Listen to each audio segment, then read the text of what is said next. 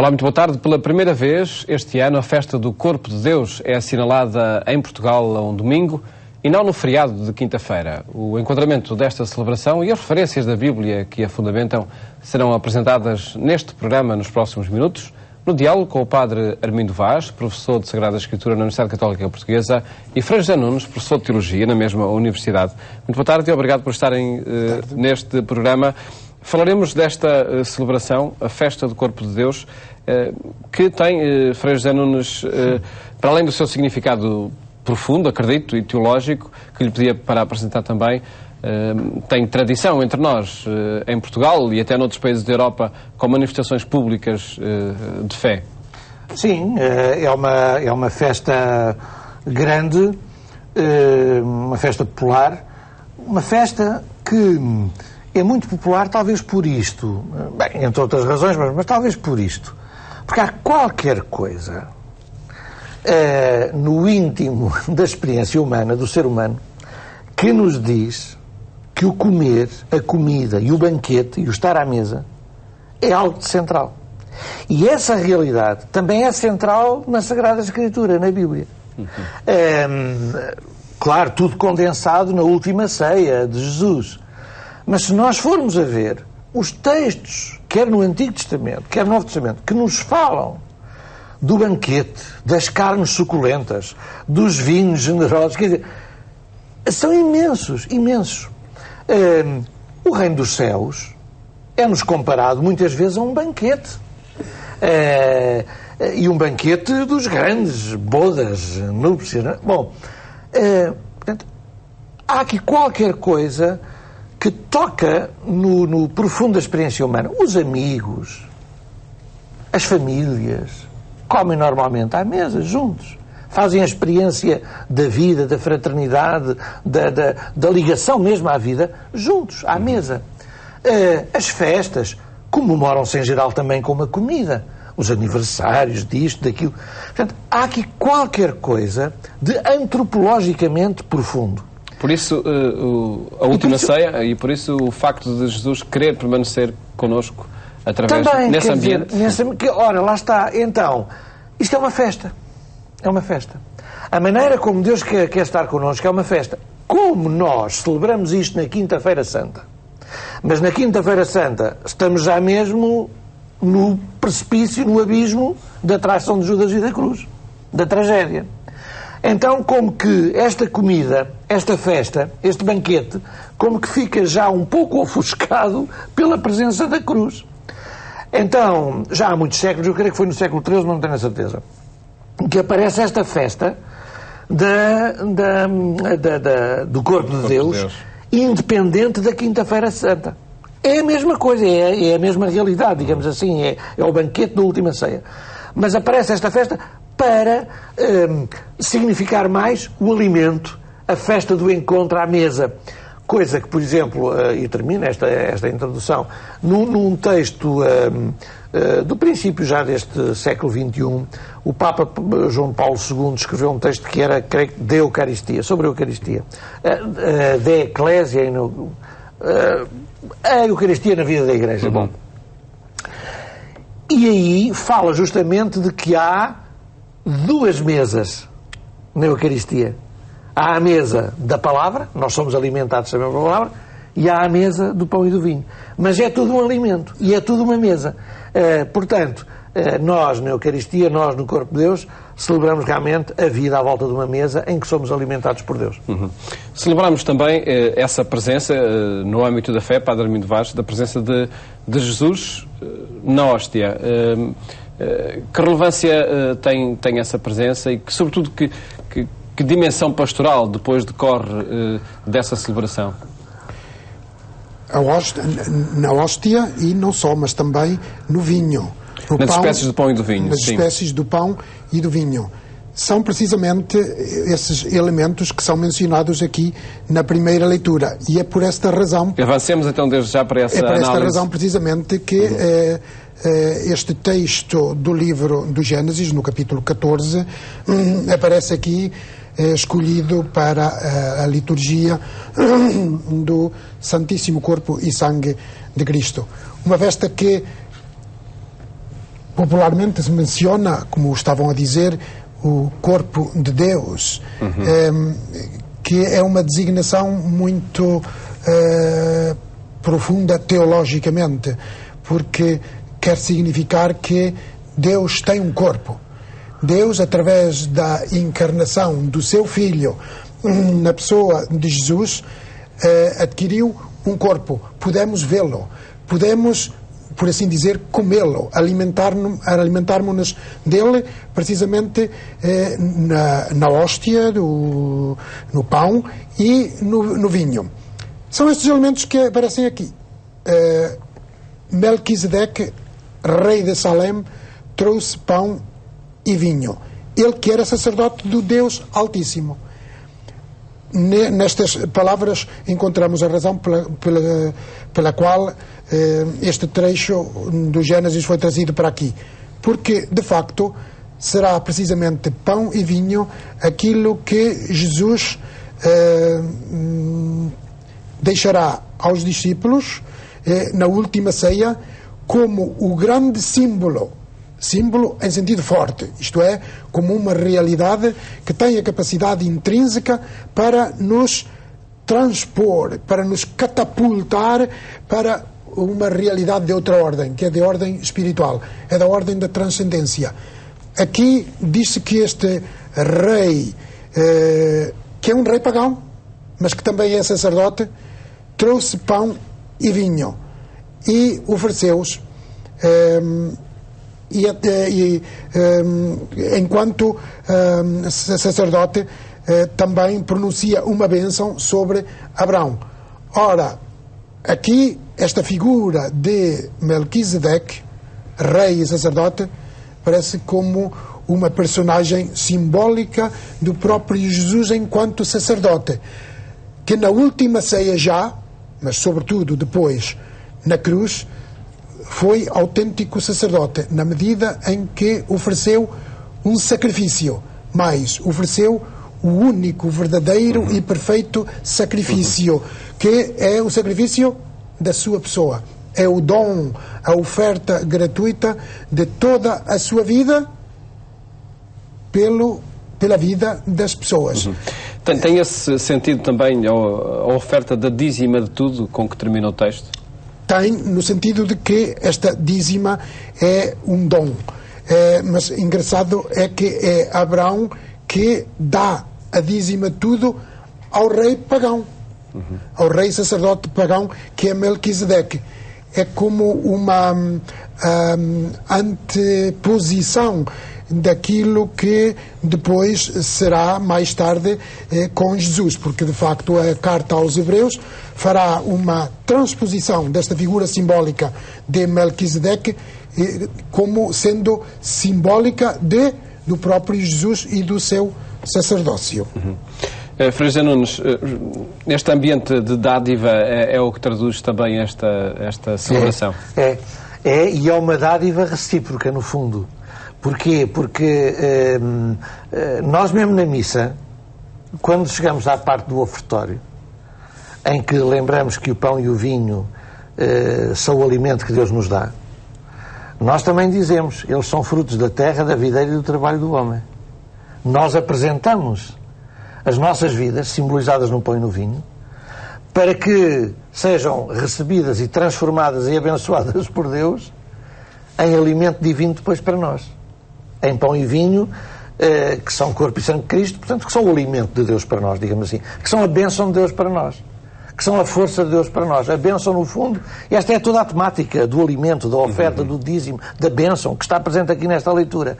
Eu acho que nós também podemos libertar-nos um pouco da literalidade da leitura e falar desta maneira. No fundo, a bênção é aquilo que realmente é pronunciado, é celebrado no ofertório da missa, porque a bênção é o quê? A bênção que Deus nos dá e que nós invocamos é a proteção que a gente quer de Deus para os caminhos da vida que a gente percorre. Portanto, é o alimento que a gente quer que Deus nos dê para nos acompanhar nos caminhos da vida. Então há aqui como que uma dádiva recíproca, quer dizer, nós trazemos alimentos que são frutos também da nossa vida, mas sabendo que o verdadeiro alimento é esse que Deus recebe quando nós lhe oferecemos, mas o transforma em alimento que só Ele pode dar, que é o alimento da felicidade, simbolizado no pão e no vinho, não é? E passamos à análise do texto do Evangelho, que é do evangelista Lucas, no capítulo 9. Fala-se, lá está, de comida, novamente, de multidão que estava com fome e com sede, e diante de 5 pães e 2 peixes é alimentada uma multidão. Porquê a colocação deste texto nesta celebração? E pedia também, Padre Armindo Vaz, que nos contextualizasse precisamente este texto. A razão é óbvia pelo facto de o gesto de Jesus, que é descrito aqui como tendo tomado os pães e os peixes, ergueu os olhos ao céu, pronunciou sobre eles a bênção, depois partiu-os e deu-os aos discípulos. Isto faz-nos lembrar, evoca, portanto, claramente a Eucaristia. E depois o gesto que refletiu na última ceia. Exatamente, o gesto de Jesus na última ceia. Que depois era repetido pelas comunidades cristãs que celebravam o partir do pão, a última ceia de Jesus, nas suas próprias casas. Inicialmente era assim. Para entendermos em profundidade o sentido deste texto, nós deveríamos, em princípio, e temos que o fazer à medida do possível, nós aqui também, à medida do tempo de que dispomos, mas para o entender em profundidade seria preciso perceber as tantas reminiscências, as muitas remissões que este texto faz a tantos textos do Antigo Testamento. Podemos dizer que este texto é um mosaico composto, montado com pedrinhas, todas elas puxadas da pedreira do Antigo Testamento, com as quais Lucas compôs este texto. Transcrevem-se expressões, frases, conceitos, símbolos, realidades. Nós não podemos entender este texto interpretando na sua factualidade, como se tivesse acontecido nos pormenores à letra. Porque, na realidade, tudo isto está composto a partir de frases do Antigo Testamento. Vejamos só algumas coisas. Sim. Veja, diz o texto que estavam num local deserto. Isto está a evocar a história da passagem do povo de Israel pelo deserto do Sinai, em que Moisés deu maná ao povo de Israel, que foi visto, maná que foi visto como pão que Deus vos dá, o pão do céu, o pão que Deus vos dá. E Jesus disse-lhes: bom, estamos no deserto, dai-lhes vós de comer. Um desafio para os discípulos. E aquilo que se lhes ocorre a eles é: nós somos incapazes. Não temos senão 5 pães e 2 peixes. 5 pães e 2 peixes. Com estes 5 pães, Lucas claramente quer evocar os 5 livros da lei de Moisés, aquela lei que Moisés deu ao povo de Israel no deserto e no monte do Sinai. 5 pães e 2 peixes. 5 e 2 são 7. Era a totalidade daquilo. 7 é um número de perfeição, de completeza. Era a totalidade daquilo que os discípulos tinham para oferecer à gente no deserto. Isto é, algo passado, algo antigo, a lei de Moisés. Não tinha mais nada para oferecer.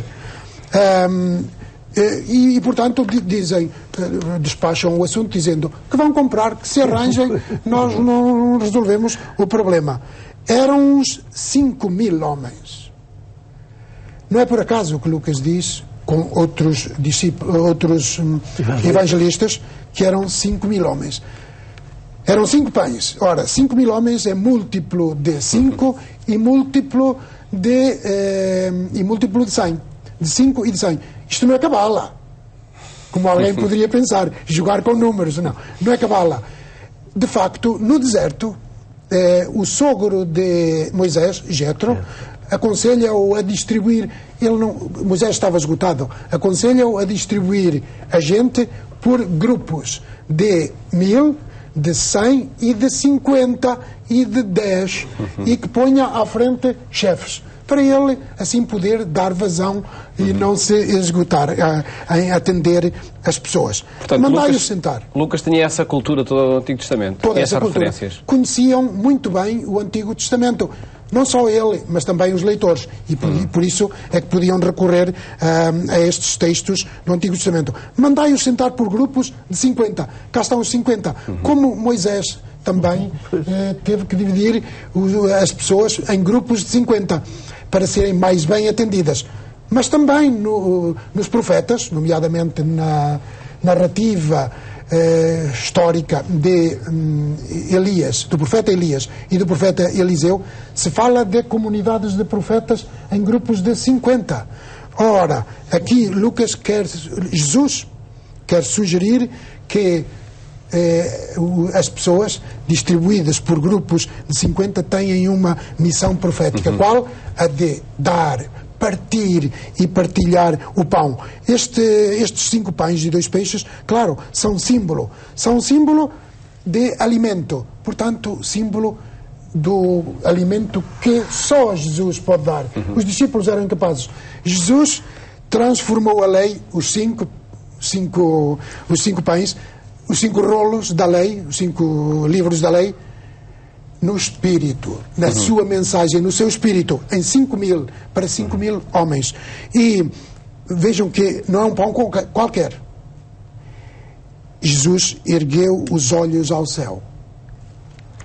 É um pão que vem do céu, como o maná do deserto. Pão que vem do céu é o pão que desce da transcendência para dar sentido à imanência histórica humana. Muitas ligações, Fraser Nunes, com o passado, com o Antigo Testamento, e que ligações também com o presente, com o futuro, com as comunidades que hoje celebram. Exato, e eu acho que é bem eu deliro com estas explicações dos biblistas, não é? Isto não é mesmo cabala nenhuma, isto é mesmo... É uma peça literária fantástica. Com sentido e significado humano e teológico. Exato. Humano e teológico, mas também humano. Bom, em relação a nós, isto é muito simples. Eu aqui não vou acrescentar muito mais, quer dizer, isto é assim, é como Jesus também uma vez disse, nem só de pão vive o homem, não é? Nas tentações. Mas nós, realmente, na vida, as primeiras comunidades sentiram isso e desde há 2000 anos que a gente sente isso. A gente comer realmente é maravilhoso e Jesus também gostava muito de jantaradas, o Novo Testamento fala disso, não é? E nós também. A gente gosta de comer, beber e quanto melhor, melhor. Quer dizer, agora, não é só isso que traz a felicidade, quer dizer, senão os gordos não tinham problemas, não é? Bem, nós precisamos de outro alimento. Nós precisamos do alimento que Deus nos dá.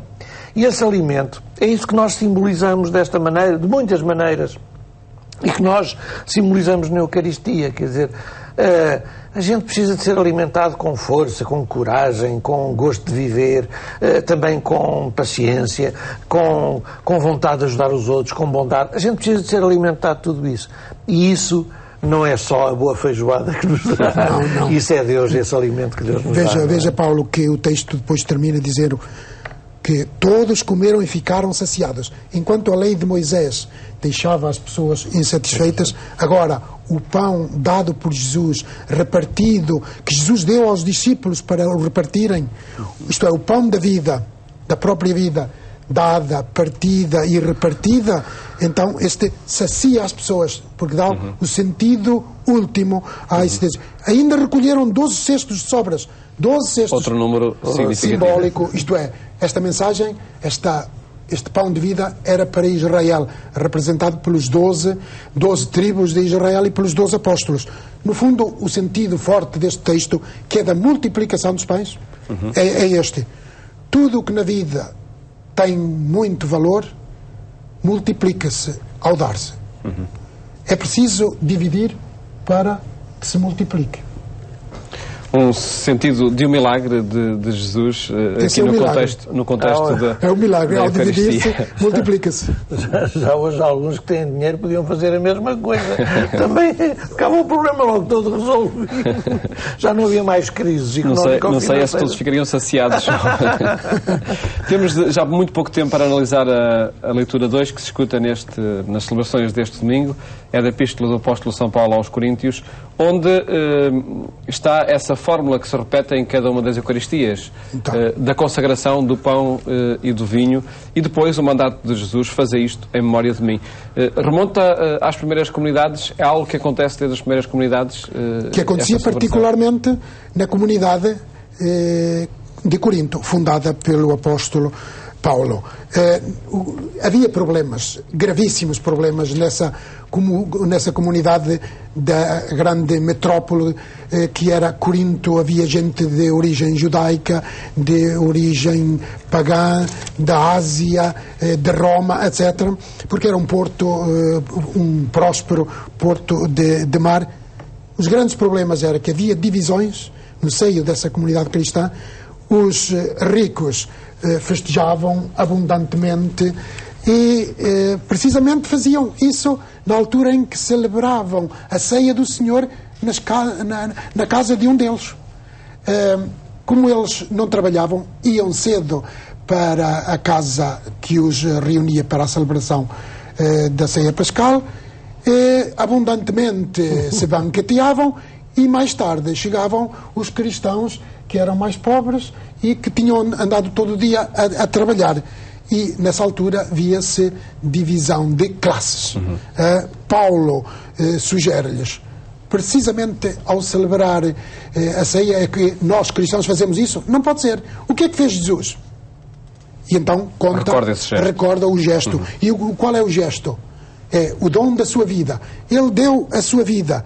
Como podem vocês, coríntios, cristãos, ao celebrar este gesto, que é o sacrifício, a oferta de um dom gratuito da vida por parte de Jesus, como é que podem vocês, ao celebrar este gesto, gerar divisões, contendas, divisões deletérias e, ainda por cima, fomentar discórdias?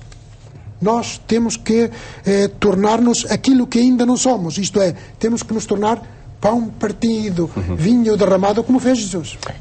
O nosso tempo, infelizmente, chegou ao fim. Ficámos com este desafio dirigido também a essas primeiras comunidades e, por certo, também às da utilidade. Agradeço-vos por terem estado aqui neste programa, onde apresentamos as leituras da Bíblia que são lidas nas Eucaristias deste domingo, quando se assinala a solenidade do Corpo de Deus. Votos de um bom fim de tarde. Até amanhã, se Deus quiser.